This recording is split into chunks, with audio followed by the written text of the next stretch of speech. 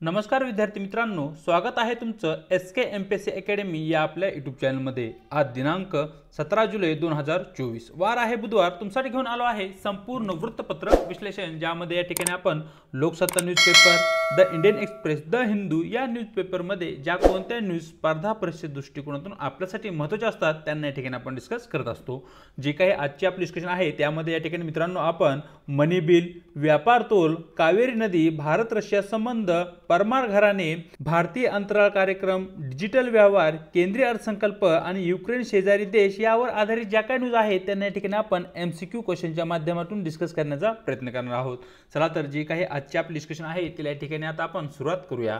मित्रांनो, या ठिकाणी आजचा जो काही आपला पहिला प्रश्न आहे तो या ठिकाणी मनी बिल संदर्भात आहे। सरळ या ठिकाणी प्रश्न पाहूया। खालील विधाने विचारात घ्या। या ठिकाणी विधान क्रमांक 1, मनी बिल मध्ये केवळ आर्थिक बाबीशी संबंधित तरतुदी असतात। विधान क्रमांक 2, राज्यसभा मनी बिल मध्ये सुधारणांची शिफारस करू शकत नाही। विधान क्रमांक 3, मनी बिल लोकसभेच्या अध्यक्षाद्वारे प्रमाणित केले जाते तर वित्त विधेयक नाही। अशा प्रकारची एकूण 3 विधानं आपल्या समोर देण्यात आली आहेत आणि यापैकी किती विधानं बरोबर आहेत असं या ठिकाणी आपल्याला प्रश्नामध्ये विचारण्यात आलेलं आहे। मित्रांनो, या ठिकाणी जे काही मनी बिल असतं त्या मनी बिल मध्ये केवळ आर्थिक बाबी संबंधित तरतुदी असतात हे जे विधान आहे ते या ठिकाणी अगदी बरोबर आहे। जी काही राज्यसभा आहे ती राज्यसभा मनी बिलामध्ये सुधारणांची शिफारस करू शकते, परंतु या ठिकाणी लोकसभा त्या सुधारणा स्वीकारायच्या का नाही किंवा त्या रद्द करायच्या हे ठरवण्याचा पूर्ण अधिकार या ठिकाणी लोकसभेला असतो। म्हणजेच या ठिकाणी विधान क्रमांक 2 जे आहे ते या ठिकाणी मित्रांनो चुकीचे विधान आहे आणि विधान क्रमांक 3 या ठिकाणी पुन्हा बरोबर आहे। मनी बिल हे मनी बिल आहे का नाही हे ठरवण्याचे कार्य लोकसभेच्या अध्यक्षाद्वारे केले जाते। म्हणजेच एखादे विधेयक हे मनी बिल आहे का नाही हे प्रमाणित करण्याचे कार्य लोकसभेचे अध्यक्ष किंवा लोकसभा गृहाचे जे काही पीठासीन अधिकारी आहेत त्यांच्या मार्फत केलं जातं, परंतु अशा प्रकारची कंडिशन या ठिकाणी वित्त विधेयकाला आपल्याला असलेली दिसत नाही। म्हणजेच या ठिकाणी विधान क्रमांक 3 बरोबर असल्या कारणाने आपले योग्य उत्तर राहील वरील 3 विधानापैकी केवळ 2च विधानं बरोबर। म्हणजेच या ठिकाणी आपले योग्य उत्तर राहील पर्याय बी, केवळ 2 विधानं बरोबर। पाहूया आजचा आपला प्रश्न क्रमांक 2, जो की मित्रांनो या ठिकाणी बॅलन्स ऑफ पेमेंट म्हणजेच व्यापार तोला संदर्भात आहे। सरळ प्रश्न पाहूया। व्यापार तोल मधील खालीलपैकी कोणते खाते व्यापारी तुटीची नोंद करते? तर मित्रांनो, या ठिकाणी जे काही खाते आहेत त्या खात्याचे काही प्रकार आहेत, ज्यामध्ये एक आहे भांडवली खाते, नंबर 2 आर्थिक खाते, चालू खाते, राखीव खाते, अशी काही खात्याची आपल्या अर्थशास्त्रामध्ये प्रकार आहेत। या ठिकाणी जे काही भांडवली खाते असते मित्रांनो ते एका वर्षासाठी असते। एका वर्षामध्ये आपल्या देशामध्ये उत्पन्न आणि मालमत्ता किती प्रमाणात निर्माण झाली आहे आणि त्याचबरोबर आपल्यावर लायबिलिटी किती आहे हे ज्या खात्यामध्ये दाखवले असते त्याला या ठिकाणी आपण कॅपिटल अकाउंट किंवा त्याला या ठिकाणी आपण भांडवली खाते असे म्हणतो। हे तुम्हाला या ठिकाणी माहिती असणं आवश्यक आहे। आणि एका महिन्यासाठी, 2 महिन्यासाठी किंवा एका छोट्या कालावधीसाठी जी काही व्यापारामधील आय आणि व्यय असेल यांच्यामध्ये जे काही डिफरन्स आहे तो डिफरन्स ज्या खात्यामध्ये नोंद केली जाते त्या खात्याला या ठिकाणी आपण चालू खाते असे म्हणतो। म्हणजेच या ठिकाणी प्रश्न क्रमांक 2चं योग्य उत्तर राहील पर्याय सी। पाहूया आजचा आपला प्रश्न क्रमांक 3, जो की मित्रांनो या ठिकाणी कावेरी नदी संदर्भात आहे। सरळ प्रश्न पाहूया। कावेरी नदी संदर्भात खालील विधाने विचारात घ्या, ज्यामध्ये विधान क्रमांक 1, कावेरी नदीचा उगम आंध्र प्रदेश या राज्यातून होतो। विधान क्रमांक 2, कृष्णा ही कावेरीची उपनदी नाही। विधान क्रमांक 3, कावेरी जल व्यवस्थापन प्राधिकरण कार्य म्हणजे कावेरी पाण्याचे संचयन, विभाजन, विनिमय आणि नियंत्रण। तर अशा प्रकारे आपली ही एकूण 3 विधान आहेत आणि या ठिकाणी वरीलपैकी कोणती विधाने बरोबर आहेत असं या ठिकाणी आपल्याला प्रश्नामध्ये विचारण्यात आलेलं आहे। जी काही कावेरी नदी आहे या कावेरी नदीचा उगम मित्रांनो तळ कावेरी या ठिकाणी होतो आणि तळ कावेरी हे जे ठिकाण आहे ते कर्नाटक या राज्यामध्ये आहे, ते आंध्र प्रदेशच्या राज्यामध्ये नाहीये। म्हणजे या ठिकाणी विधान क्रमांक 1 चुकीचं आहे। कृष्णा ही कावेरीची उपनदी नाहीये हे जे विधान आहे ते या ठिकाणी अगदी बरोबर आहे। आणि या ठिकाणी जे काही कावेरी जल व्यवस्थापन प्राधिकरण आहे याचं मुख्य कार्य म्हणजे कावेरी पाण्याचं जे काही संचयन असेल त्याचं विभाजन, विनिमय आणि त्यावर नियंत्रण ठेवण्याचं कार्य हे मुख्य करून कावेरी जल व्यवस्थापन प्राधिकरणाचं असलेलं आपल्याला दिसतं। म्हणजे या ठिकाणी आपले विधान क्रमांक 2 आणि विधान क्रमांक 3 या ठिकाणी केवळ बरोबर असल्या कारणाने आपले योग्य उत्तर राहील पर्याय बी, केवळ विधान 2 आणि 3 बरोबर। पाहूया आजचा आपला पुढचा प्रश्न जो की मित्रांनो या ठिकाणी भारत आणि रशिया संबंधासंदर्भात आहे। सरळ प्रश्न पाहूया। भारत आणि रशिया संबंधाच्या संदर्भात खालीलपैकी कोणती विधाने बरोबर आहेत, अशा प्रकारचा मित्रांनो या ठिकाणी आपला प्रश्न आहे। या ठिकाणी विधान क्रमांक 1, भारताची आयात रशियाकडून विशेषतः तेल आणि खते अलीकडच्या वर्षात यामध्ये लक्षणीय वाढ झाली आहे। विधान क्रमांक 2, भारताची रुपी आणि रशियाची मीर पेमेंट प्रणाली सीमापार व्यवहारांसाठी एकत्रीकरण तिचं केलं जाणार आहे। आणि शेवटचा आपला जो काही विधान आहे ते आहे, दोन्ही देशांनी परस्पर एक्सचेंज ऑफ लॉजिस्टिक करारावर स्वाक्षरी केली आहे। अशा प्रकारचे एकूण 3 विधान आपल्याला देण्यात आले आहेत आणि खालीलपैकी योग्य उत्तर निवडा, अशा प्रकारचा या ठिकाणी आपला प्रश्न आहे। तर मित्रांनो या ठिकाणी अलीकडील काळामध्ये भारताकडून खनिज तेल आणि जी काही खते आहेत यांची मोठ्या प्रमाणात आयात ही रशियाकडून केली जात आहे, म्हणजे या ठिकाणी विधान क्रमांक 1 अगदी बरोबर आहे। भारत आणि रशिया यांच्यामध्ये अलीकडेच एक करार झाला आहे, त्या करारानुसार रुपी आणि जी काही मीर रशियाची ऑनलाइन पेमेंट प्रणाली आहे या दोन प्रणालीचे एकत्रीकरण केले जाणार आहे। मग याच्या माध्यमातून भारतातून तुम्ही रशियामध्ये पेमेंट करू शकताय आणि रशियामधून तुम्ही भारतामध्ये पेमेंट करू शकताय, अशा प्रकारची व्यवस्था त्या ठिकाणी निर्माण करण्यात आली आहे। म्हणजे या ठिकाणी विधान क्रमांक 2 ही अगदी बरोबर आहे, परंतु मित्रांनो या ठिकाणी विधान क्रमांक 3 हे चुकीचं आहे। दोन्ही देशांनी परस्पर एक्सचेंज ऑफ लॉजिस्टिक करारावर सध्या तरी या घडीला स्वाक्षरी केलेली नाहीये, परंतु हा जो करार आहे या दोन्ही देशाच्या विचाराधीन आहे। या ठिकाणी कसल्याही प्रकारची सिग्नेचर किंवा साइन तो केला गेलेला नाहीये। म्हणजेच या ठिकाणी आपल्या प्रश्नाचं योग्य उत्तर राहील पर्याय ए, केवळ विधान 1 आणि विधान 2 बरोबर। पाहूया आजचा आपला पुढचा प्रश्न क्रमांक 5, जो की या ठिकाणी मित्रांनो परमार घराणे किंवा परमार जे काही साम्राज्य आहे त्या साम्राज्या संदर्भात आहे। सरळ प्रश्न पाहूया। खालील विधाने विचारात घ्या। विधान क्रमांक 1, परमार घराण्याची स्थापना कृष्णराज आणि उपेंद्र यांनी केली होती। विधान क्रमांक 2, प्रतिहारांचा पराभव करून परमार घराण्याची स्वतंत्र सत्ता उदयास आली। विधान क्रमांक 3, भूमीच्या स्थापत्यशैली परमार राजवंशाशी संबंधित आहे आणि वरीलपैकी किती विधानं बरोबर आहेत असं या ठिकाणी आपल्याला प्रश्नामध्ये विचारण्यात आलेलं आहे। तर मित्रांनो या ठिकाणी जे काही परमार राजघराणे आहे त्याची सत्ता या ठिकाणी 7वे शतक ते 11वे शतक या दरम्यान असलेली आपल्याला दिसते आणि प्रामुख्याने परमार राजघराण्यांची काही सत्ता आहे ती मावळ प्रांतामध्ये, जो की एक सेंट्रल इंडियाचा पार्ट आहे, त्या पार्टमध्ये असलेली आपल्याला दिसते। परमार घराण्यांची स्थापना या ठिकाणी कृष्णराज आणि उपेंद्र यांनी केली होती, म्हणजे या ठिकाणी विधान क्रमांक 1 अगदी बरोबर आहे।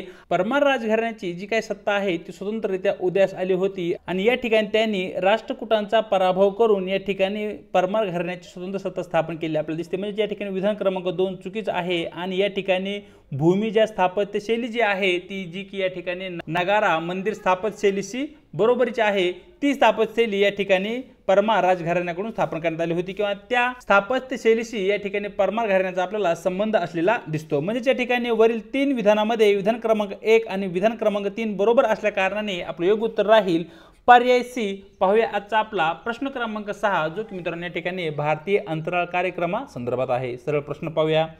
खालील विधाने विचारात घ्या। ज्या ठिकाणी विधान क्रमांक 1, सध्या भारतीय अंतराळ कार्यक्रम पुरवठा चलित मॉडेलचे अनुसरण करतो। विधान क्रमांक 2, सूर्या प्रकल्पांतर्गत इस्रोचे उपग्रह संप्रेषण प्रणाली सुधारण्याचे उद्दिष्ट आहे आणि वरीलपैकी कोणते विधान बरोबर आहे, अशा प्रकारचा या ठिकाणी आपल्याला प्रश्न विचारण्यात आलेला आहे। मित्रांनो या ठिकाणी जे काही सध्या भारतीय अंतराळ कार्यक्रम आहे तो प्रामुख्याने या ठिकाणी मागणी चलित मॉडेलचे अनुसरण करतो। म्हणजे या ठिकाणी ज्या प्रकारे एखाद्या उपग्रहाची मागणी असेल त्या प्रकारे त्या उपग्रहाचे किंवा त्या सॅटेलाइटचे या ठिकाणी बांधणी केली जाते आणि तिचं प्रक्षेपण केलं जातं, ती पुरवठा चलित नाहीये। म्हणजे विधान क्रमांक 1 या ठिकाणी चुकीचं आहे आणि या ठिकाणी जो काही भारत सरकार आणि जी काही इस्रो आपली संस्था आहे यांच्याकडून जो काही सूर्या प्रकल्प सुरू केला आहे, या सूर्या प्रकल्पाच्या अंतर्गत या ठिकाणी आपण नेक्स्ट जनरेशनचं लॉन्च व्हेकल या ठिकाणी निर्माण करण्याचा प्रयत्न करणार आहोत। त्याचबरोबर या ठिकाणी जे काही अंतराळ आहे त्या अंतराळामध्ये एक स्पेस स्टेशन ही निर्माण करण्याचं भारताने ठरवले आहे आणि येणाऱ्या काळामध्ये मूनच्या पृष्ठभागावर भारतीयांनाही या ठिकाणी पहिलं पाऊल ठेवलं जाईल। या प्रकारे या ठिकाणी भूमिका किंवा कार्य पाडण्यासाठी महत्त्वपूर्ण योजना या ठिकाणी आखल्या जात आहेत। म्हणजे या ठिकाणी विधान क्रमांक 2 ही चुकीचा असल्या कारणाने आपलं योग्य उत्तर राहील पर्याय डी विधान 1 आणि विधान 2 दोन्ही चूक। पाहूया आजचा आपला प्रश्न क्रमांक 7 जो की मित्रांनो या ठिकाणी डिजिटल व्यवहारा संदर्भात आहे। सरळ प्रश्न पाहूया, खालील विधाने विचारात घ्या। विधान क्रमांक 1, जागतिक स्तरावर भारतात सर्वाधिक डिजिटल व्यवहार होतात।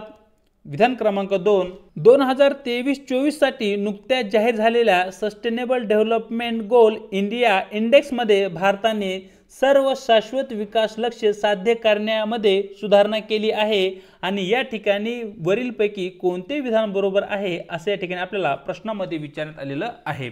तर मित्रांनो या ठिकाणी जागतिक स्तरावर जर आपण भारताचा विचार केला तर आपल्या देशामध्ये सर्वात जास्त डिजिटल व्यवहार होताना आपल्याला दिसतात। आज प्रत्येकाकडे मोबाईल फोन आहे आणि जवळपास बऱ्याचशा युजर्सच्या हातामध्ये सध्या या ठिकाणी मोबाईल फोनमध्ये फोन पे, गुगल पे, अमेझॉन पे अशा प्रकारचे काही पे आहेत आणि या पेचा वापर या ठिकाणी आपण डिजिटल व्यवहारामध्ये किंवा डिजिटल ट्रान्झॅक्शन मध्ये करत असतो। म्हणजे या ठिकाणी विधान क्रमांक 1 या ठिकाणी आपलं अगदी बरोबर आहे, परंतु या ठिकाणी विधान क्रमांक 2 हे चुकीचं आहे। अलीकडेच पब्लिश झालेला सस्टेनेबल डेव्हलपमेंट गोल इंडिया इंडेक्स मध्ये या ठिकाणी जी काही शाश्वत विकासाची लक्ष्य आहेत त्या सर्वांमध्ये भारताने सुधारणा केलेली नाहीये। काही लक्ष्यामध्ये आपली पिछेहाट झाली आहे। यामुळे या ठिकाणी विधान क्रमांक 2 चुकीचा असल्या कारणाने आपले योग्य उत्तर राहील पर्याय ए, केवळ विधान क्रमांक 1 बरोबर। पाहूया आपला प्रश्न क्रमांक 8 जो की मित्रांनो या ठिकाणी केंद्रीय अर्थसंकल्प सेंट्रल बजेट संदर्भात आहे। सरळ प्रश्न पाहूया, केंद्रीय अर्थसंकल्पासंदर्भात खालील विधाने विचारात घ्या। विधान क्रमांक 1, सरकारचे महसूल आणि खर्चाचे विवरण आहे। विधान क्रमांक 2, भारतीय राज्यघटनेच्या कलम 112 मध्ये केंद्रीय अर्थसंकल्पाचा उल्लेख वार्षिक वितरण विवरण किंवा ॲन्युअल फिस्कल स्टेटमेंट म्हणून केला जातो। विधान क्रमांक 2, भारताचा राखीव निधी हा केंद्रीय अर्थसंकल्पाचा एक भाग आहे।